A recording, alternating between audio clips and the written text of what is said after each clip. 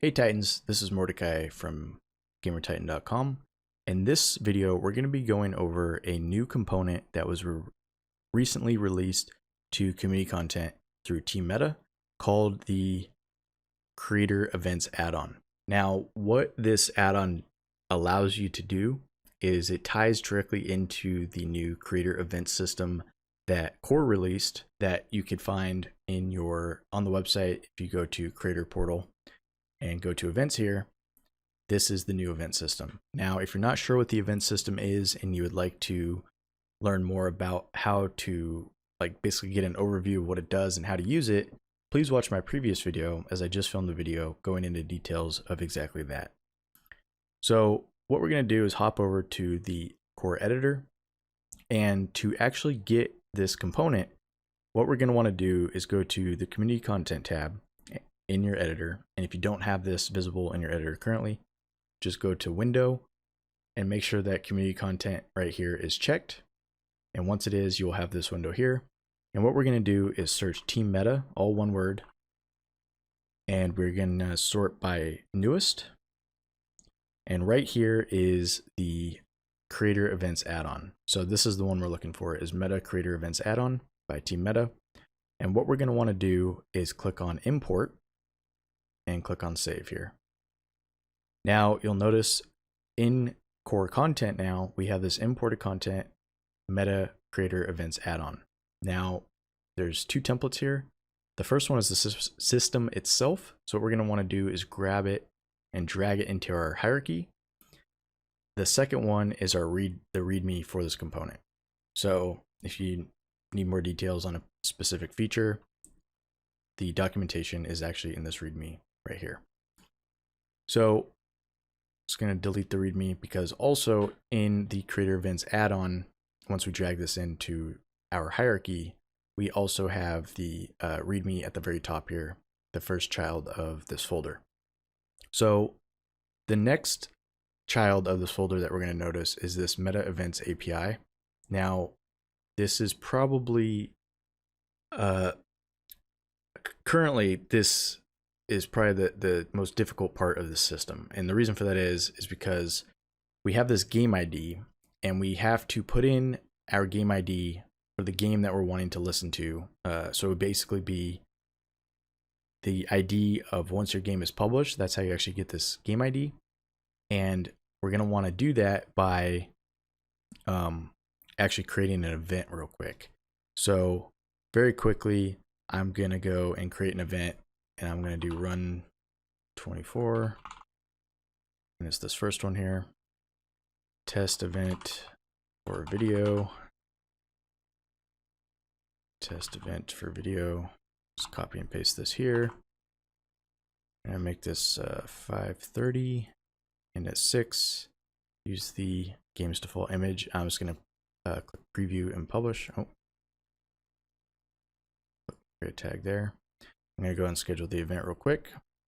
And so once you have an event scheduled, this is actually where you can get your game ID. And so what you're going to want to do is, once an event is scheduled, you can click these three dots here and you can copy your game event ID right here. And what we'll do is we're going to go back into the editor here. We're going to open up our script. And this is code from the previous video. So when we paste what we just had copied, there's going to be a long string, and in between is a dash. So the first one is our actual game ID, and the second one is our event ID. So this is what we'll want right here. So we just copy this, the one that starts at 2449 or 2499. And what we're going to want to do is, once that's on our clipboard, we're going to want to click on this in the hierarchy, and we want to click on find in catalog. And the reason for that is we need to actually put this in the custom property inside of the project content. So what we do is we click on Meta Events API here, and then we'll see it as a custom property. We will want to paste our ID. And if we go back to here, we'll see that it updated in the hierarchy as well. So once you see this, that means that you've done it correctly. The other place that we'll want to actually add this, it's under the client context. There's an event display client. We'll want to paste that under the game ID right here as well. And so now the actual system is set up. So what we can do is if we de-instance this template, the third child of the creator events add-on is this events key. So what are these event keys and why is this component useful? So the system allows you to set up different event keys and name them whatever you want as a creator to identify what different functionality you want active during certain events. So what I mean by that is say that we wanted to have an event that was going to do a double XP weekend. What we could do is we could set up an event key, and we have a few here. This is an example double XP, and we have this key here called 2XP. So what this does is this system now is set up that if there's any event that is active and in the reference name has this 2XP, then it would fire off any code that you have set up to basically take advantage of that. So in this case, it would double the XP. So going back to the event system in the dashboard, I'm going to click on create event one more time. Actually, I'm going to click and edit the event that we just made. So this event here, we have this reference name. And so this, as a refresher, is a non-public facing string essentially that could be up to 50 characters. And so the system takes advantage of this field by allowing you as a creator to add these different event keys and let your game automatically listen for them and dynamically do whatever it is that you're wanting that event to do. So as an example, if I put 2XP here as a reference name, and I were to review and publish and update it, the code here would know that this key is active once that event is active. So this allows you to, as a creator, set up multiple keys in your game that do different things. And then once that is set up and published, you could then start setting up events whenever you want and just add that key to the reference name and it would automatically set it up. So the other thing is you're not limited to just one key at a time. So for example, say that we wanted to do an event that had double XP and also say double gold. So we also have this example here where this key is 2 gold is what it's called. So if we wanted this event to be double XP and double gold, what we would do is we would put an underscore and we would paste in our key for double gold. And so now when this event went live, once our code's set up, it would double the XP and double the gold for our players. So how do we actually use this? So we set up a script that allows you, if your game is using resources, we tried to make some examples so you don't have to do any coding at all. So under the double gold example, there's this event resource bonus script. And what this does is it allows you to put in a resource name. So in this case, our event key is for doubling the gold. And we would just put our resource name of whatever that is in our game. So in this case, as an example, it would be gold. And then we put a multiplier, and that multiplier is 2. And so what happens is because this script is a child of this event key, if this event key is active and this event resource bonus is a child of it, and this event is actually live and has this key as in the reference name, it would then start doubling the gold resource in your game. Now, one thing I'll mention is if your game uses persistent storage, which most of the time, most creators' games will, this system is set up to ignore the very first time that a particular resource is set. So for example, if a player joins your game and has 100,000 gold and it's stored, your game is going to set that as a resource, that 100,000 gold. The system's going to ignore that first set. That way it doesn't double their 100,000 gold. However, every call thereafter, every time resource is added afterwards, it is then going to double it. So just be aware of that. So this was just a quick example that we thought of that creators could use in their game. So what happens if you want to do something that isn't simply doubling a resource? So that's where the event API comes into play. And the reason we left this inside of the hierarchy is so you can just quickly take a look at it. And so we open this up, we'll see that there are there's 3 API functions. The main one that we'll be wanting to use is the is event key active. And so how to use this is what we do. We go back to our events demo. Is we would make the meta events API a required script of whatever script we're wanting to run this in. So as an example, for this to work, under the events demo, you can see that I have a custom property that is the meta events API. And then here up at the top, I'm requiring it, which allows me to invoke these functions from this script, from the API. And on line 13 here, I can make this a bit bigger for everyone. I have this if meta underscore events API is event key active, and then I'm pasting in this string, which is 2xp. So what this does is this function allows us to test or check. This will only return true if there is an event active and it has this inside of its reference name, this 2xp.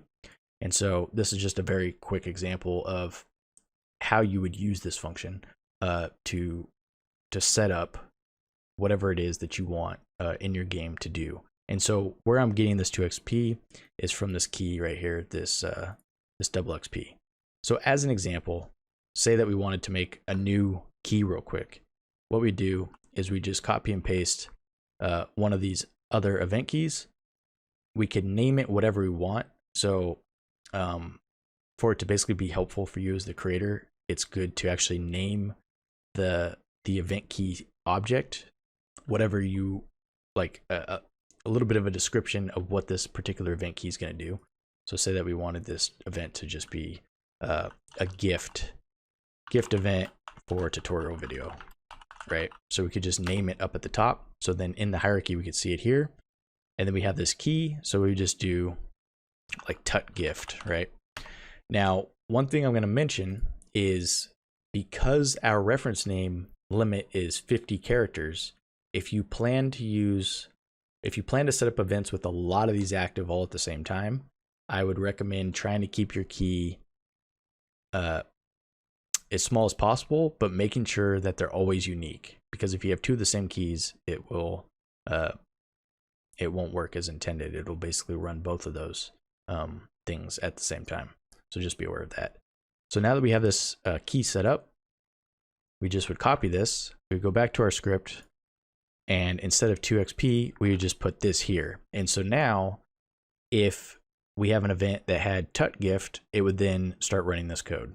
So that is the benefit of the system. Is this is all you have to do is once you have your game ID set up in the system and you have your keys set up, you can then code your game where these are, a lot of these different keys are set up where whenever you want to run that event, you would just put it as a reference name. So once again, if I wanted to actually run, have an event that actually ran that and had that return as true, I could just paste in with an underscore tut gift. And then once that event is active, sorry for jumping around so much. Once this is active, this would return true. If it wasn't active, it would return false. Now there's one other thing that we added, which allows you to set this code up in a way without having to actually create an event every time to make sure that it's working. And it's this force active. And so if we check this to true, this will make the system basically assume that the event is always active, that there is an event active and the key exists. So only use this when you're creating. Make sure that you quickly just highlight all of these and make sure that they're all set to false when you publish your game, or else the game would just assume that there's an event always running. This is only set up This was only added so you as a creator can quickly test to see if different things are working. Now, the other thing that's cool that we added to this component was the, if you remember earlier in the video, under the event display client, we added our game ID here. And so what this allows us to do is we also in the system have a UI. So if we click play here and I click on L, which is the default binding, you can see that it's pulling from the Run24 event that we set up. This test event for video, it says scheduled. Here's the name of it again. Here's the description. Here's the tags that we had set up. Here's the start date with the time and the end date. So once this actually goes active, it would show as active. If we had multiple scheduled events, if you're a Perks member, you can set up multiple events and schedule them out. We would see all of these events that are scheduled, and your players could actually see what upcoming events. So this is a very cool system as well. So that pretty much sums it up. There was one other event, one other event script that we had set up, and what this is an event geo client. And so for Halloween, what we did was set up a quick example, and to call out who set this up is Uku, real name Ben, and then also Chris and I worked on the system as well. And so what this does is you put in a key. So say that we have this Halloween event or holiday event. We have the key HAL, and what we'll do is we'll just force this to active. And what happens is it will, because this event key is set here, it's listening for HAL. We just force this to active, so the system's going to think that it's actually active. And when it is, it's going to spawn in this event geo, which is just a very quick example of a pumpkin patch. So if I click play here, we can see that because we forced it to active, these pumpkins respond in. And so this allows you as a creator to put some extra client-side objects that would only show up in your game. So say if there's a holiday or something special that you're wanting to do, you could just add this geometry. You can make a template and then you could just put it in your game. So one thing to be aware of with this is that the template is spawned in at the position and rotation of the script. So if I put this up here as an example and click play, the pumpkins will be floating. So that's just something to be aware of. So that's pretty much the gist of the system. It's really set up to allow you to set up just a lot of different things, event keys in your game. And then once they're set up, then you could just, you don't have to ever republish your game if you don't want to. If you wanted an event, you could just use the event system, add the various tags in the reference name, and the system would automatically take over and set that event whenever an event is active with those keys. So it's very cool for creators that are wanting to do, like I said, double XP weekends, or, you know, get a free cosmetic or something like that during specific days of the month or weekend or whatever. There's a lot you could do with this, and the sky's the limit. It's whatever you want to set up in your game. Just use these keys and then you're good to go. So hopefully this video was helpful. Hopefully this component is helpful to you. If you have any questions or comments, please do so in the comments down below. If you like this video and you want more core content, please hit that thumbs up, and definitely please subscribe for more GamerTitan tutorials and more core tutorials. I will catch you next time, Titans. See ya.